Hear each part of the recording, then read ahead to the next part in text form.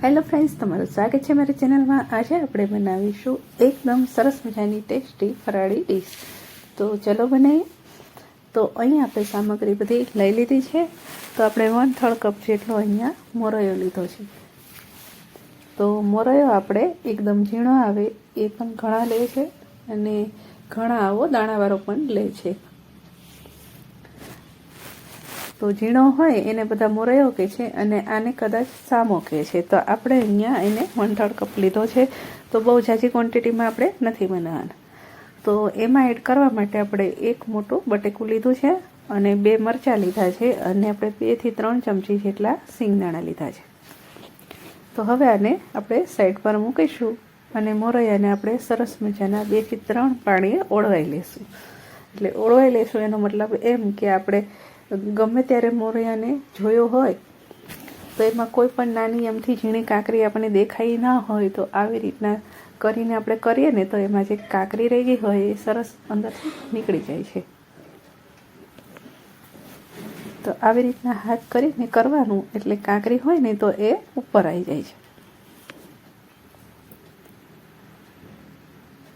તો પાણી ઢોળીને હજી આપણે એક પાણીએ ધોઈ લઈશું. એકદમ ઝીણામાં ઝીણી કાંકરી હોય ને તો આવું કરવાથી નીકળી જાય છે. હજી એકવાર પાણી એડ કરીશું એટલે બધી ઉપર આવશે. તો તમે જોઈ શકો છો કે આટલી એકદમ બારીક કાંકરી હું તમને બતાવું હાથમાં લગાવીને આવડી અમુક રહી ગઈ હોય ને તો એ પણ સરસ નીકળી જાય છે. તો આપણે પહેલી વાર જે પ્રોસેસ કરી એ જ પ્રોસેસ ફરી કરી લેશું અને પાણી આપણે ઢોળી નાખીશું. હવે મોરૈયાને આપણે સાઈડ પર મૂકીશું.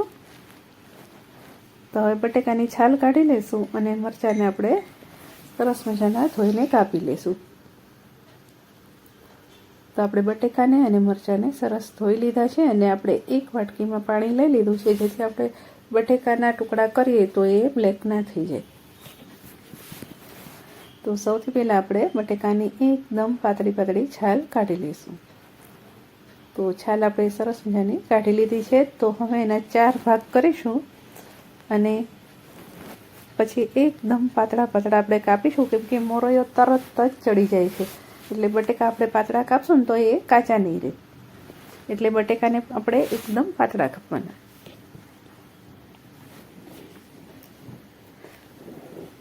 તો બટેકા આપણા સરસ મજાના એકદમ પાતળા કપાઈ ગયા છે અને મરચાં પણ આપણે કપાઈ ગયા છે.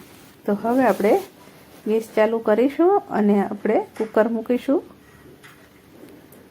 અને એમાં આપણે તેલ ઉમેરીશું. તો અહીંયા આપણે ઓછી ક્વોન્ટિટી છે એટલે આપણે 2 ચમચી જેટલું તેલ ઉમેરીશું, એનાથી વધારે નહીં ઉમેરી. અને એમાં આપણે 1 ચમચી જેટલું જીરું એડ કરીશું.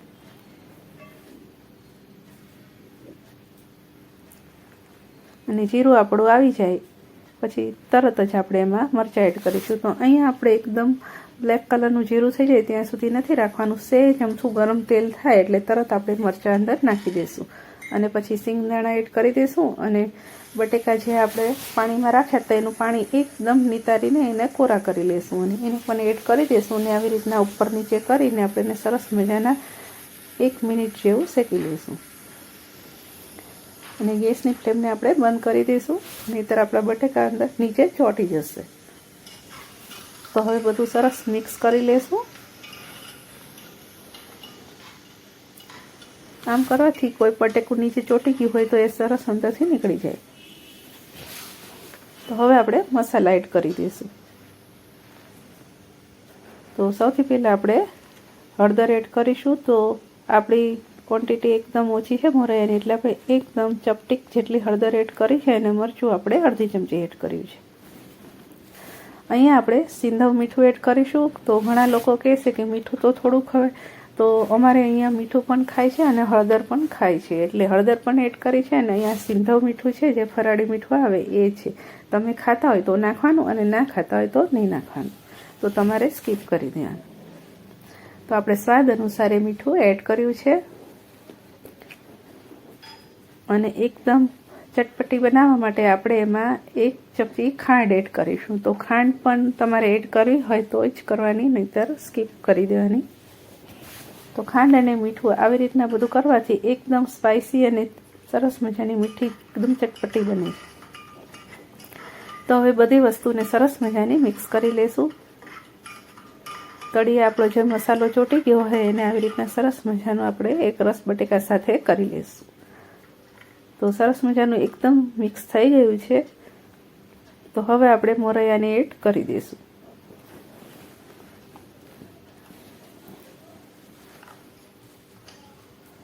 તો આટલા મોરૈયા સામે આપણે 1 બટેકું, 2 મરચાં અને 3 ચમચી જેવા સિંગદાણા એડ કર્યા છે.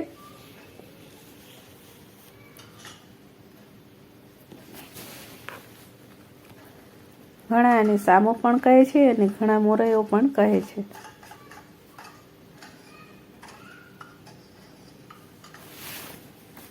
ઘણાને તે એકદમ બારીક આવે છે મોરૈયો, એટલે બધી જગ્યાએ અલગ અલગ નામ હોય છે. તો આપણે અહીંયા 1/3 કપ પાણી લીધું હતું. તો જે કપથી આપણે મોરૈયો લીધો તો એ આપણે 2.5 કપ પાણી રેડી દઈશું.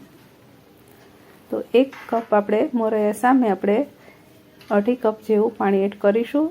તો થાળીમાં થોડો મોરૈયો ચોટ્યો હતો એટલે આપણે પાણી એમાં એડ કરી દીધું અને હવે આપણે અંદર એડ કરી દઈશું, જેથી આપણો સામો બધો અંદર જે ચોટેલો હોય અંદર આવી જાય. તો 2 કપ જેવું આપણે પાણી એડ કર્યું છે. તો હજી આપણે થોડુંક એડ કરી દઈશું. એટલે આપણે આ જ કપથી મોરૈયો લીધો હતો એટલે એ જ કપથી આપણે 2.5 કપ જેવું પાણી એડ કરી દઈશું.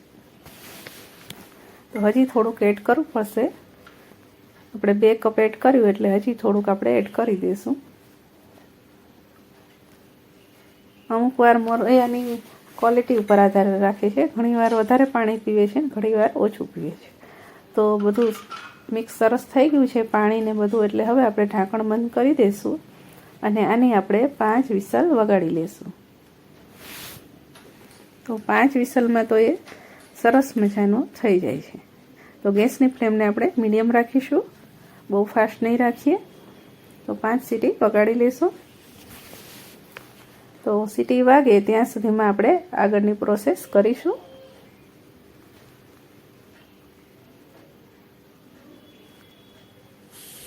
તો હવે આપણે એક પેન લઈ લેશું અને આપણે વેફર લઈ લેશું અને સાબુદાણાની ચકરી લઈ લેશું. તો 5 વિસલ વાગી ગઈ છે અને આપણે ગેસ બંધ કરી દીધો છે અને આપણો મોરૈયો બની ગયો છે. તો થોડું કુકર ઠંડુ પડે ત્યાં સુધીમાં આપણે આગળની પ્રોસેસ કરી લઈશું. તો અહીંયા આપણે ગેસ ચાલુ કરીને પેન મૂકી દીધી છે. એમાં આપણે તેલ એડ કરીશું અને સૌથી પહેલાં આપણે કાણાવાળી વેફરને તળી લઈશું. તો કોને કોને આ વેફર બનાવી છે કમેન્ટ કરીને જણાવજો, અને કોને કોને આ વેફર ભાવે છે એ પણ કમેન્ટ કરીને જણાવજો. તો તેલ આપણું આવી ગયું છે કે નહીં એ આપણે જરાક ચેક કરી લેશું અને પછી વધારે વેફર અંદર એડ કરીશું. તો તેલ આપણું જોઈએ એવું હજી આવ્યું નથી, તો થોડીક વાર આપણે રહેવું પડશે. તો તેલ આપણું હવે આવી ગયું છે. હવે આપણે તળી લેશું. તો સૌથી પહેલાં આપણે કાણાવાળી વેફર તળી લેશું અને પછી આપણે સાબુદાણાની ચકરી તળી લેશું. તો આ બંનેની રેસીપી જો તમારે જોતી હોય તો આપણી ચેનલ પર છે. એકદમ ઝડપથી બની જાય છે અને એકદમ ટેસ્ટી લાગે છે. તો તમે જોઈ શકો છો એકદમ દૂધ જેવી સરસ મજાની તળાઈને તૈયાર થઈ ગઈ છે વેફર. તો હવે આપણે સાબુદાણાની ચકરી તળી લેશું.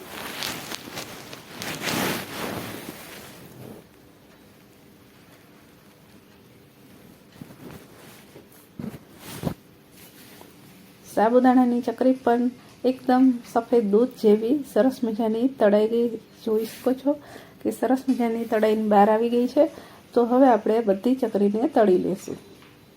તો આપણે અહીંયા બહુ વધારે નહીં તળીએ, એક વ્યક્તિને થાય એટલું જ આપણે અહીંયા થાળી બનાવવાની છે. તો બંને તૈયાર થઈ ગઈ છે વેફર. તો હવે આપણે જે કાણાવાળી બટેકાની વેફર કરી હતી એના ઉપર આપણે એકદમ સરસ મજાનું સ્પ્રિંકલ કરી લેશું લાલ મરચું. જો તમે વધુ ખાતા હોય તો વધારે એડ કરી દેવાનું, અને ઓછું ખાતા હોય તો થોડું ઓછું એડ કરી દેવાનું. તો ઘણા આની પર ખાંડનો પાવડર પણ એડ કરે છે. તો આપણે અત્યારે તો અહીંયા લાલ મરચું જ ખાલી સ્પ્રિંકલ કર્યું છે.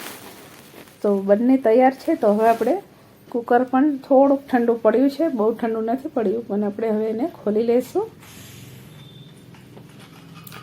તમે જોઈ શકો છો કે કેટલી બધી વરાળ નીકળી રહી છે, અને એકદમ સરસ પરફેક્ટ એકદમ માપ સાથે સરસ મજાનો બનીને તૈયાર થઈ ગયો છે મોરૈયો.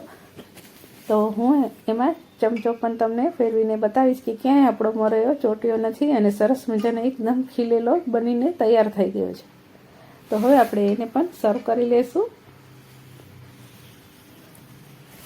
તો તમારે પણ અમુક વાર પ્રશ્ન થતો હોય કે ઉપવાસ રહ્યા છે પણ શું બનાવું, તો આવી રીતના એકવાર જરૂર ટ્રાય કરજો, તમને ખાવાની ખૂબ જ મજા આવશે. તો આપણે દહીં સાથે અને કેળા સાથે ત્રણેય વસ્તુને સર્વ કરવી છે. તો તમને અમારી આજની આ રેસીપી કેવી લાગી, પસંદ આવી હોય તો વિડીયોને એક લાઇક કરજો, ચેનલ પર નવા હોય તો સબસ્ક્રાઈબ કરી લેજો, બેલ આઇકનને દબાવજો રોજ નવા વિડીયો જોવા માટે. તો ફરી મળશું એક નવી રેસીપી સાથે નેક્સ્ટ